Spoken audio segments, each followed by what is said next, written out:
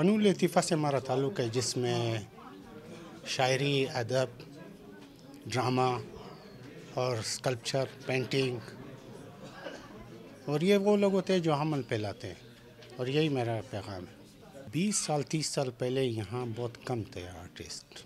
खुदा का शुक्र है, अभी बहुत ज़्यादा जवान आ चुके हैं।